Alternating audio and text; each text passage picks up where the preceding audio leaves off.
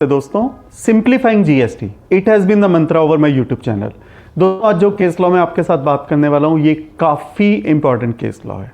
जो judgment deliver की है वो दिल्ली हाई कोर्ट ने की है और जैसा कि अभी हमने रिसेंटली देखा कि 17-18 फाइनेंशियल ईयर 17-18 की अंडर सेक्शन 73 एडजुडिकेशन कंप्लीट हुई है, उसके ऑर्डर्स जारी हुए हैं हर स्टेट के द्वारा। पर मैक्सिमम ऑर्डर्स में बिना रिप्लाई को कंसीडर किए ही लिख दिया जाता है कि आपका रिप्लाई जो है वो सेटिस्फैक्टरी नहीं है, इसलिए आपकी डिमांड कंफर्म कर दी जाती है और यही ऑर्डर सिंपल एक सिंगल लाइन के साथ ऑर्डर जारी कर दिया जाता है। ऐसा काफ़ी देखने में आया है और ये केस भी उससे अलग नहीं है। केस लॉ का नाम है Paras enterprises versus Union of India. जो जजमेंट डिलीवर की है, जैसा कि मैंने पहले बोला, दिल्ली हाई कोर्ट ने की है और काफ़ी लेटेस्ट जजमेंट है। 12 फरवरी 2024 को इसका फैसला आया है। केस के फैक्ट कुछ इस प्रकार से हैं। फाइनेंशियल ईयर 17-18 के लिए एक शोकॉज नोटिस इशू हुआ पिटिशनर को 28 सितंबर 2023 को। जो नोटिस जारी किया जा सकता था वो 30 सितंबर 2023 तक किया जा सकता था। तो जो नोटिस जारी हुआ 28 सितंबर 2023 को हुआ है, विद इन टाइम हुआ है।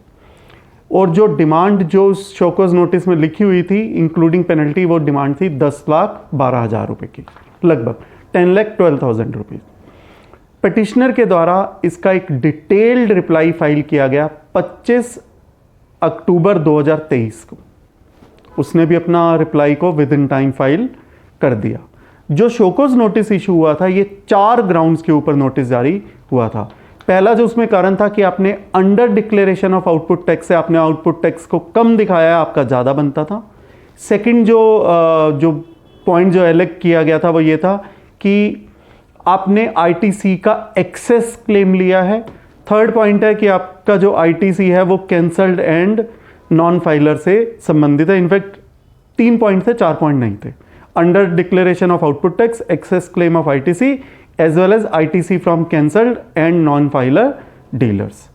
पिटिशनर के द्वारा इसका डिटेल्ड रिप्लाई फाइल किया गया 25 अक्टूबर 2023 को और जब ऑर्डर जारी हुआ 23 दिसंबर 2023 को सिंपली लिख दिया गया कि आपका रिप्लाई अनसेटिस्फैक्टरी है, इसलिए आपकी डिमांड कंफर्म की जाती है। एक जो व्यक्ति जो एक डिटेल्ड रिप्लाई डालता है उसका रिप्लाई अगर अनसेटिस्फैक्टरी है या सेटिस्फैक्टरी नहीं है तो it is to be written by the proper officer कि वो रिप्लाई क्यों सेटिस्फैक्टरी नहीं है, उस रिप्लाई में क्या ऐसी कमी थी जिसकी वजह से वो रिप्लाई सेटिस्फैक्टरी नहीं है। Just writing a plain line that reply is not satisfactory does not make an order good, जैसा कि इस केस में भी हुआ। और हाई कोर्ट ने यह भी देखा कि अगर रिप्लाई इनकम्प्लीट है, अगर रिप्लाई सेटिस्फैक्टरी नहीं है, रिप्लाई पूरा नहीं है, तो क्या फर्दर डिटेल्स मांगी गई डिपार्टमेंट के द्वारा, जो कि मांगी जानी चाहिए थी कि ये आपका रिप्लाई देखा, आपके रिप्लाई में ये कमी है, इस कमी के बारे में बताइए। और इस केस में भी ऐसा कुछ भी नहीं हुआ और ये रिकॉर्ड से क्लियर साबित होता है कि ऐसा डिपार्टमेंट के द्वारा कुछ भी नहीं किया गया।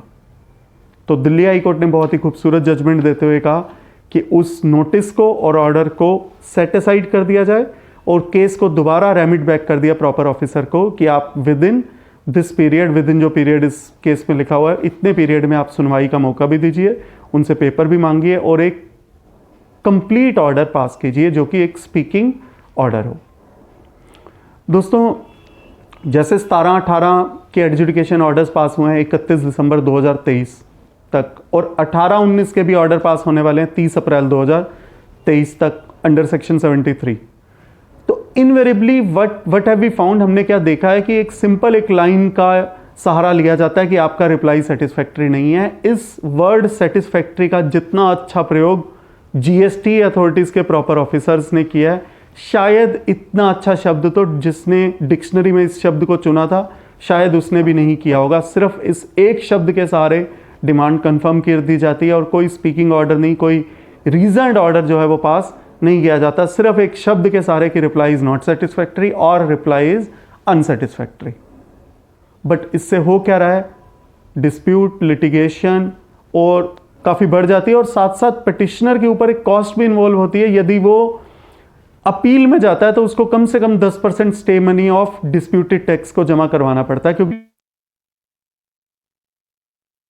अंडर आर्टिकल 226 के लिए अप्रोच नहीं कर सकता। और केसेस में तो ये भी देखा जाता है जहां हाई कोर्ट मना ही कर देता है क्योंकि आपके पास अल्टरनेटिव रेमेडी अवेलेबल है, first exhaust that, only after that come to अस,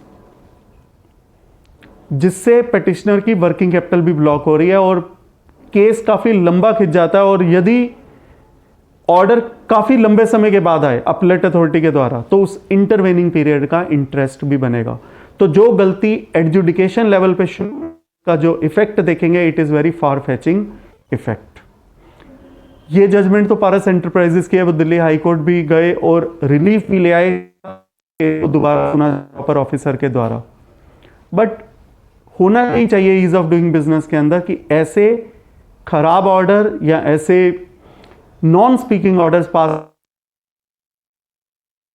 देश का, जीएसटी अथॉरिटीज का और बिजनेसमैन का सबका समय खराब हो। दोस्तों मैं उम्मीद करता हूं ये केस लॉ आपके बिजनेस नॉलेज के लिए, आपकी प्रोफेशनल नॉलेज के लिए काफी यूजफुल साबित होगा। धन्यवाद।